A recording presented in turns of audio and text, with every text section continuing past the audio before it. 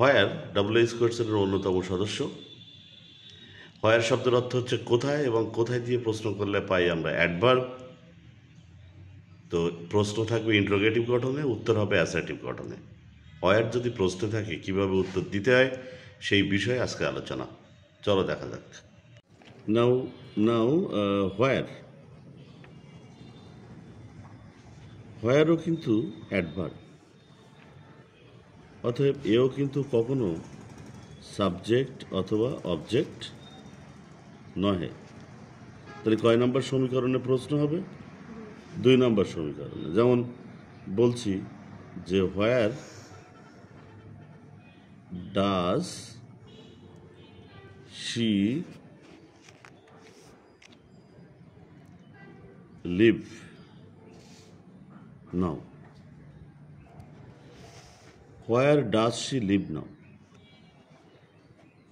দেখো এখানে ডাজ হচ্ছে অক্সিলারি ভার্ব, লিভ হচ্ছে প্রিন্সিপাল ভার্ব। এটা কন্টেন্স, এই যে ডাজ লিভ তো ফাইনাইট ভার্ব এবং এটা প্রেজেন্ট ইনডেফিনাইট টেন্স বা প্রেজেন্ট সিম্পল টেন্স। শি কিন্তু সাবজেক্ট, আর নাও মানে কখন, মানে এখন, এটা হচ্ছে অ্যাডভার্ব। হোয়ার নিজেও কিন্তু অ্যাডভার্ব। তাহলে আমরা উত্তর লেখার সময় কি লিখব? প্রথমে সাবজেক্ট নেব শি, তারপরে ফাইনাইট ভার্ব কি লিখব? ডাজ এবং লিভ মিলে তৈরি হবে লিভস। নাও প্রশ্ন থেকে নিয়ে নেব অ্যাডভার্ব। তাহলে এখানে শি বলছে শি লিভস নাও, সে এখন বসবাস করে। কোথায় বসবাস করে? আমি বললাম হেয়ার, এখানে বসবাস করে। এটা কিন্তু সাধারণ একটা অ্যাডভার্ব। অথবা বললাম যে she lives now in Kaliganj.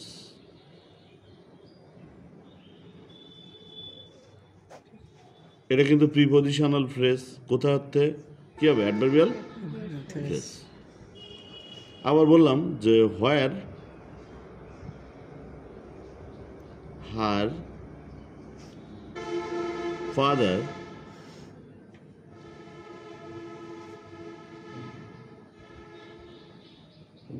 Works, যেখানে তার বাবা কাজ করে। এটা কিন্তু অ্যাডভার্বিয়াল কি ক্লজ, ঠিক আগেরটার মতোই, হোয়েনের মতোই। অতএব আমরা যখন হোয়ার প্রশ্ন থাকবে, হোয়ার সমান যখন আমরা উত্তর রেডি করব, উত্তর একইভাবেই হবে অ্যাডভার্ব দিয়ে অথবা অ্যাডভার্বিয়াল ফ্রেজ দিয়ে। এবং অ্যাডভার্বিয়াল ফ্রেজ মানেই প্রিপজিশনাল ফ্রেজ, অথবা অ্যাডভার্বিয়াল ক্লজ। অ্যাডভার্বিয়াল ক্লজ মানেই কি দিয়ে তৈরি হচ্ছে? এই যে হোয়ার যুক্ত ক্লজ। ক্লজ মানে একটা সাবজেক্ট, একটা ফাইনাইট। এই হোয়ার হার ফাদার, হেয়ার ফাদার হয়ে গেছে। তাহলে হোয়ার হার ফাদার কিন্তু সাবজেক্ট ছিল, ওয়ার্ক ছিল ফাইনাইট। হোয়ার যুক্ত ক্লজ আমরা তৈরি করেছি অ্যাডভার্বিয়াল ক্লজ। তাহলে প্রশ্ন যদি হোয়ার থাকে আমরা অনায়াসেই যদি বলি যে where did Samira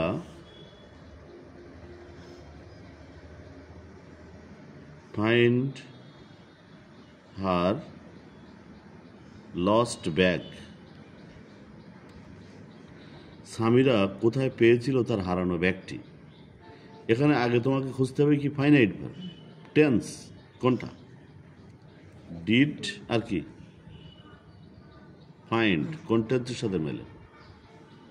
past indefinite tense.